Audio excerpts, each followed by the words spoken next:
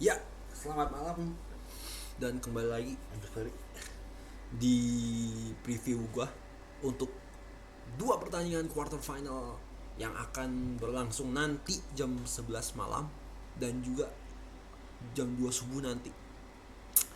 Eh di antaranya ada Ceko dengan Denmark plus ada Ukraina ngelawan Inggris. Oke.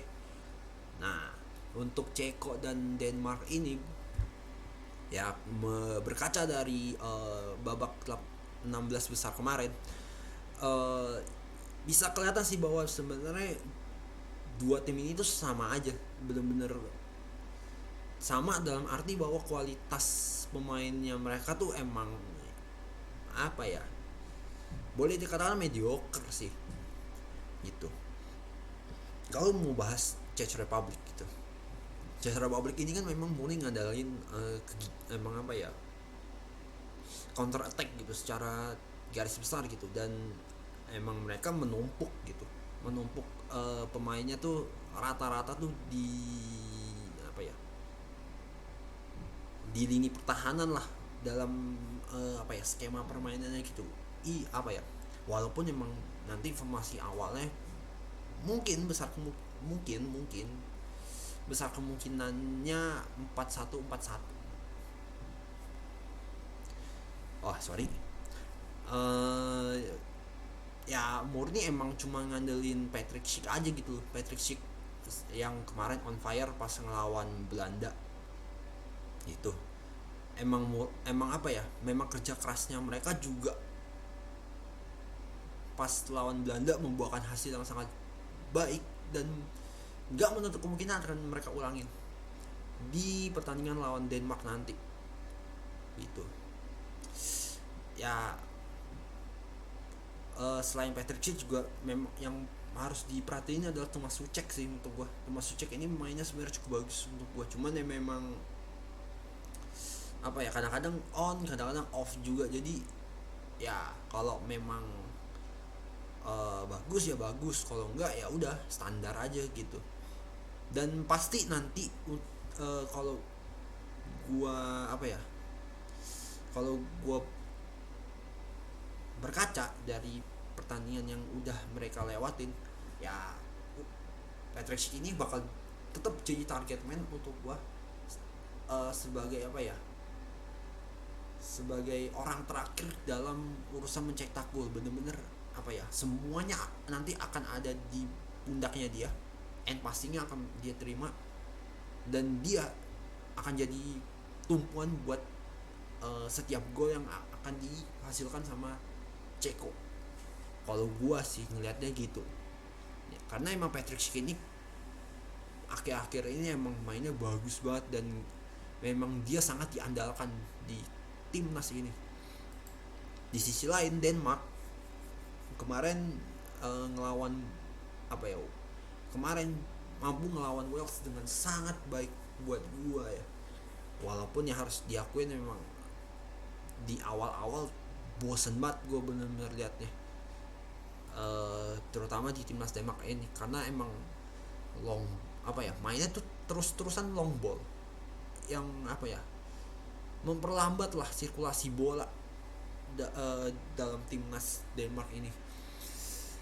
Meskipun emang kalau mau dibilang kerjasama antar pemainnya memang cukup bagus gitu, walaupun tanpa adanya Eriksen sekalipun ya mereka mampu untuk bermain secara tim. Karena apa ya, karena itulah yang mereka andalkan sekarang ini, apa ya, murni karena ketika ya itu yang berulang kali gue bilang, ketika Eriksen nggak ada ya praktis kan sisi kreativitasnya kan hilang. Mau nggak mau semua pemain ini harus bermain secara tim. Satu pemain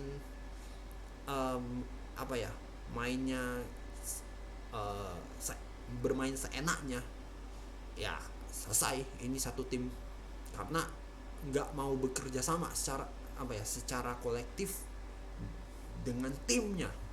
Jadi apa ya, untuk gue sih ini pertandingan bakal seru banget. bahkan nggak menutup kemungkinan bisa sampai adu penalti. Oke. Dan kalau apa ya, line up yang bakal diturunin kemungkinan bakal sama sih kayak uh, lawan Wales gitu, dengan Dolber di apa ya, dipasang sebagai striker dan ditemani sama Bright White. Gua emang memang itu yang ada, ya udahlah, walaupun mainnya juga jelek gitu. Dan Damsgaard. Dan kalau gue lihat di gelandang ada Was, Højbjerg, Delaney dan Mæhle. Ya sama sih kayak pas lawan Wales. Dan ya begitu juga dengan defender sama kipernya sih, Christensen, Kjær sama Vestergaard. Tuh gue sih pemain-pemain yang kemarin lawan Wales ini persis gue lihat di SofaScore persis bakal diturunin buat gue sih, karena emang apa ya, emang nyatu banget sih dalam skema timnas Denmarknya sendiri gitu. Oke. Kalau di Ukraina lawan Inggris, nah ini yang seru sih untuk gua. Bahwa Inggris ini kan gue liat kesulitan banget sih kalau lawan tim-tim yang cenderung bertahan kayak Ukraina gitu. Dan apa ya, hanya bisa bekerja efektif kalau skema yang diterapkan Inggris selama ini apa ya, diterapkan pas ketemu dengan tim-tim yang bermain ball possession kayak kemarin lawan timnas Jerman gitu. Itu efektif gitu. Cuman ya Southgate ini ya gue bisa bilang sih tetap bakal nurunin yang sama sih, bahwa ya ini kan pelatih kan juga sebenarnya biasa banget gitu loh, strateginya ya itu aja, nggak ada perkembangan. Ya udah paling cuman ganti pemain gitu, bukan ganti plot pemain atau strategi yang diterapkan gitu. Jadi ya apa ya, kalau menghadapin Ukraina ini bisa aja susah berkembang gitu. Dan ya jelas banget sih bahwa tim sekelas Ukraina bakal bermain lebih bertahan gitu, karena ya mereka juga tahu lah, mereka sadar diri kalau timnas Inggris ini kan kualitasnya kan juga bisa dibilang di atasnya mereka, walaupun ya harus gue akuin timnas Inggris ini kan sebenarnya apa ya, namanya dikenal orang karena exposure, bukan murni skill gitu. So kalau gue lihat dari line up-nya untuk timnas Inggris kemungkinan bakal sama sih dengan Kyle Walker, Stones, Maguire sama Luke Shaw. Untuk di belakang itu sih udah pasti gak diganti sih.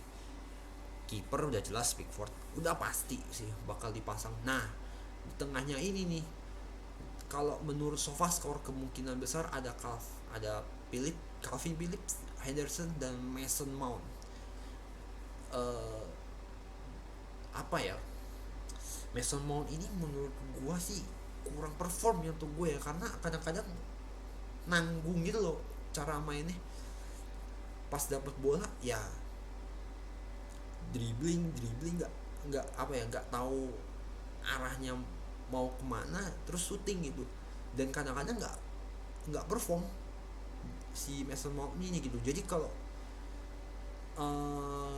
apa ya, kalau mau pasang 4-3-3 ini menurut SofaScore ya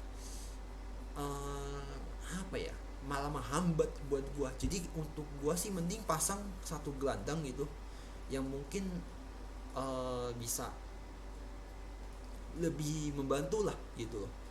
Kalau 4 kalau dari SofaScore 4-3-3 flat ini menurut gua kurang begitu bagus. Alangkah lebih baiknya mungkin Mason Mount ini dipasang persis di belakang Harry Kane, terus Jordan Henderson sama Phillips ini ya udah jadi DMF atau jadi central midfielder secara ganti-gantian kalau gue jadi Southgate. Dan kalau apa ya, melihat dari formasi ini gue malah lebih suka gue pasang si Grealish di persis di belakang Harry Kane, karena ya kelihatan bahwa si Grealish ini lebih perform dalam permainannya si Southgate. ketimbang si Mason Mount gitu. Dan ya bisa jadi bisa jadi orang keempat lah untuk membantu tiga striker ini uh, pas mereka posisinya buntu gitu untuk cetak gol. Nah itu Grealish saat itu bisa lu andelin buat either either tusuk masuk ke pertahanannya Ukraina atau ya masuk ke kotak penalti, di daerah kotak penalti lu kasih end passing. Itu sih yang mungkin bakal lebih baik lah untuk Inggris gitu, bahwa ya mereka punya gelandang serang sekelas Mount sama si Grealish gitu. Walaupun ya gue harus akuin emang si Grealish ini ya gayanya cuman dribbling dan shooting, gaya-gaya lama lah, gaya-gaya pemain Inggris yang lama yang lebih ngandelin kick and rush gitu loh. Dan kalau untuk di pemain depannya sih menurut gue sama aja sih ya. Ini kan kayak udah kayak kesayangannya si Southgate gitu loh. Bukayo Saka, Harry Kane sama Sterling gitu. Kalau gue jadi Southgate mungkin Bukayo Saka gue jadi cadangan, terus gue mainin Sancho. Kenapa nggak Sancho gitu? Ya oke lah, kadang-kadang di Dortmund dia on off gitu performanya, tapi at least dia bisa kasih kasih satu kejutan lah dengan speednya dia ke pertahanan Ukraina. Jadi meningkatkan efektivitas counter attack-nya mereka lah ketika momentumnya pas gitu buat mereka.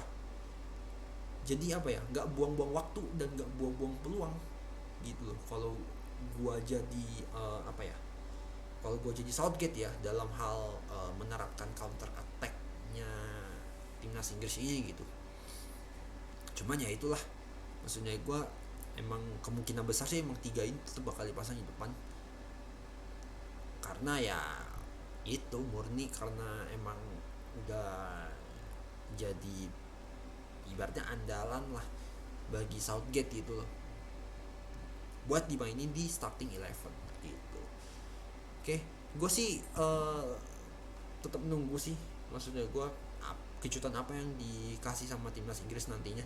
Apakah mereka bakal bermain bagus kayak kemarin atau ya tetap bapuk seperti yang mereka lakukan kemarin di group stage. Oke, kalau untuk dari segi jalannya pertandingan, pertama untuk Ceko dengan Denmark, menurut gua sih Denmark bakal lebih menguasai pertandingan dan Denmark ini lebih punya peluang buat menang. Sementara kalau Ukraina melawan Inggris, kalau Inggris mainnya bagus ya dan counter attack-nya efektif, mestinya Inggris bisa menang gitu. Cuma di sisi lain kalau mereka mainnya bapuk, ya nggak menutup kemungkinan sampai ada penalti ini gitu loh. Itu aja mungkin dari gua tentang preview quarter finals kali ini. Sampai ketemu lagi di konten gua berikutnya. Oke, see you when I see you.